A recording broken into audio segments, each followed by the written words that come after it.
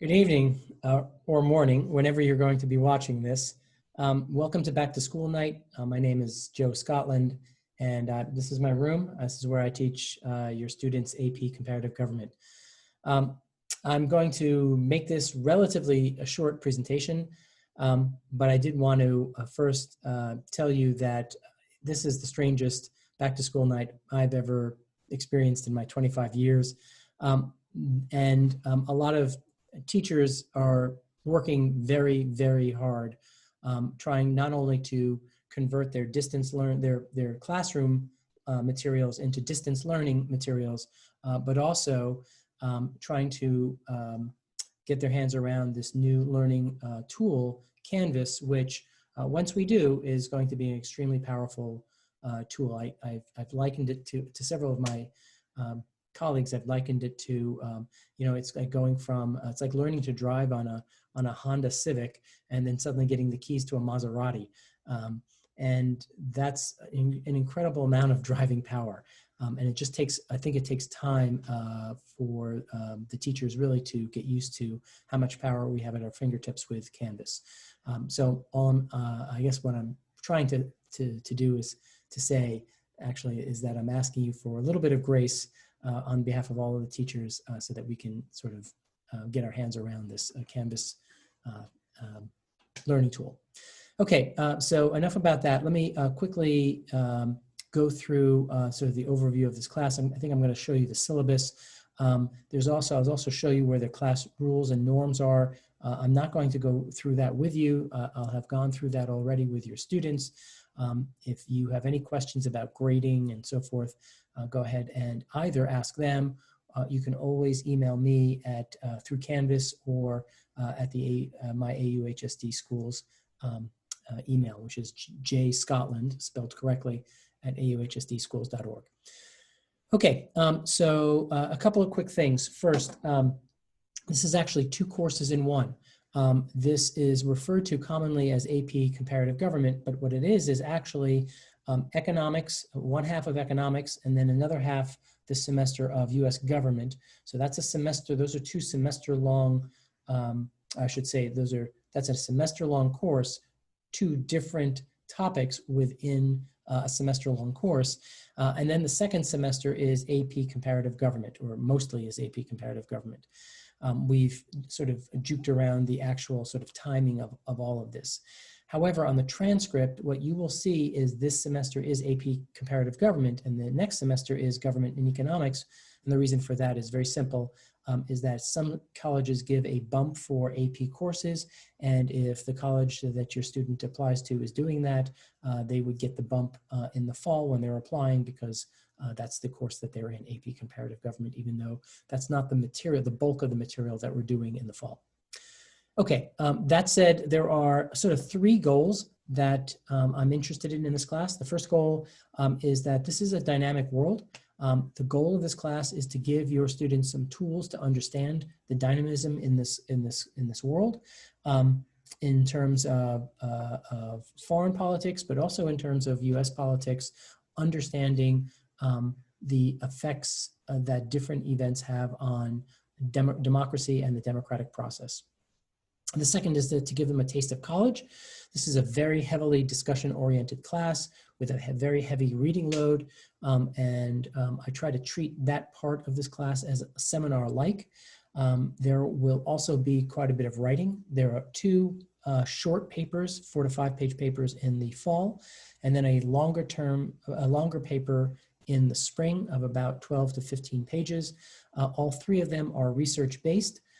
They require footnotes. We will go through that with the students.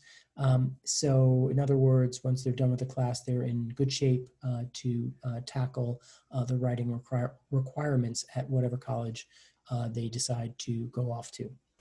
And then finally, obviously, it's to cover the AP material. We do a great job. One of the expectations in this class is that all of the students will take the AP test.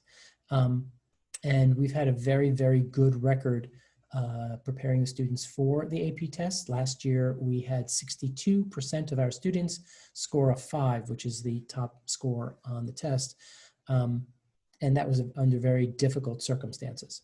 So I think we've got a fairly good record on that.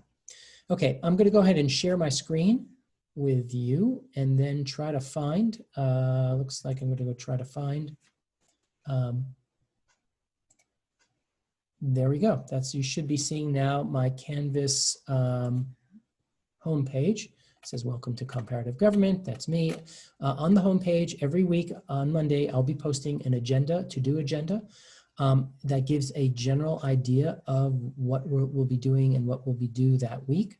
Give the students an idea of what they need to be working on for the week.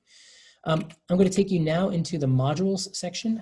Not sure if you're familiar with Canvas just yet. Hopefully your students are and they can walk you through it. It is a little complicated, as some of the teachers are now discovering. But let me take you through, you can see, by the way, here's the class norms and rules. You can always click on that and see that. Zoom's student code of conduct. We have certain rules on Zoom. Things like this, and the students are familiar with this, that they shouldn't be showing up in their underwear or their PJs or sitting in bed eating breakfast, that they are on Zoom ready to work just as they would be in a classroom. Okay, so here is what the syllabus looks like. Gives you an overview of, here it kind of gives you a general view of the course. It tells you the 6 different categories that the AP course wants this divided into. And remember, that's the AP part of the course, not the economics and US government part of the course. There is, it says here, with the course materials, and the main textbook is this textbook here, which is by Mark Kesselman. It's the 8th edition. You can see from 2019. One of the blessings, I guess, and the curses of this class is that it's a dynamic course, and there's things that are constantly changing in international politics. There are elections all the time. And so this textbook is constantly being updated. So to get, for example, the 6th edition or the 7th edition will not be sufficient. Now, that said, you can get the book either used, the hard copy, order it on Amazon or Barnes & Noble, or you, for every homework assignment, once we get to the book, I will be posting those assignments digitally. All of that said, we will not be touching the book until the end of November. So you've got quite a bit of time to think about getting the book. There's quite a bit of supplementary materials. You can see that on your own. All supplementary materials I will be providing for the students, excerpts, almost like a reader for them. Okay, quickly, you can see that what is this course about? We will spend the first week and a half or so talking about democracy and what that means and some of the pressures on democracy today. Then we're going to jump into economics. Then you see that by the end of October, we'll be moving into the United States government system. We do have a fairly historic election coming up, in case you haven't heard, and we'll be obviously focusing, that will be the focus of our class, but we will be covering executive power, legislative power, a bit on the judiciary. And then after, as you can see on the syllabus, after the Thanksgiving holiday, we move into the 6 countries that make up the AP course: the UK, Russia, China, Mexico, Iran, and Nigeria. And then there's an AP, we have some time for AP test review, and then May 13th is the AP test. Okay, that was quite quick. I'm going to stop sharing so that you can see me for one last time. I did want to make this relatively quick. However, if you have any questions, I am very good at responding to parents' inquiries. I get back to you almost always within 24 hours. I'd be happy to field any questions from you if you're curious about the reading list or material or what we'll be doing further about what we'll be doing in class. I'd be happy to talk to you online about that. Again, have a great evening, and thank you for lending me your student.